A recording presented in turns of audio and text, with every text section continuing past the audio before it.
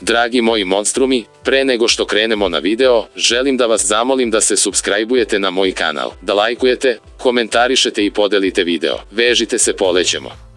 Hamidou Traore, 25 godina, reprezentativac Malija i dojučerašnji prvotimac turskog Giresunspora, novo je pojačanje Partizana u letnjem prelaznom roku.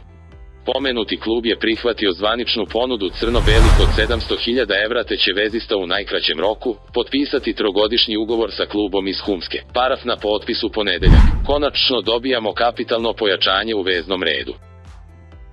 Posrednik u poslu, srpski agent Zvonko Rmandić, pomogao je i pogurao Traorea ka Partizanu, ali je dobar deo posla obavio i sam fudbaler, koji je u petak imao sastanak sa čelnicima Giresunspora, predočio im želju da realizuje transfer među crno-bele, ali je prihvatio da odigra utakmicu protiv Kasimpaše za vikend, rizikovao pobedu.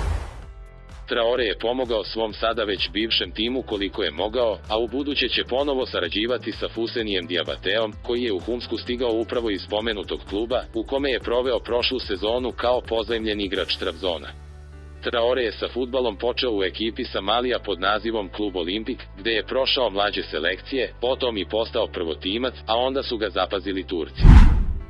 Prvo je Lazikspor, gde se zadržao 2 sezone, potom je prešao Karabuk, zatim Adanu Demispor u kojoj je proveo 3 sezone, da bi mu od prošlog leta član je pomenutog Giresunspora.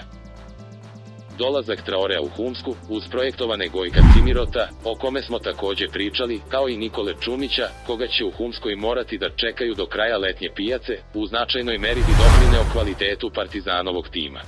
Time bi Partizan proširio opcije sa klupe i omogućio Gordanu Petriću rotacije kojima se ne bi gubio kvalitet. Sa ovim dolascima, naziru se obrisi velikog i ozbiljnog tima, kakav treba Partizan da bude. Da je uprava bila ozbiljna, sva pojačanja bi imali još na pripremama. Naravno, imali bi ozbiljnog trenera, a ne ova iznuđena rešenja. Ipak podrška timu i treneru, za druge se navija. Partizan se voli.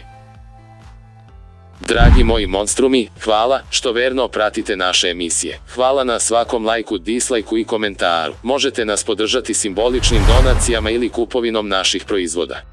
Uskoro u ponudi majice, čarape, bluzoni i ostale zanimljive stvari od brenda Gospodar Monstruma i Surogat Design Studija. Do sledećeg susreta sa vama, doviđenja.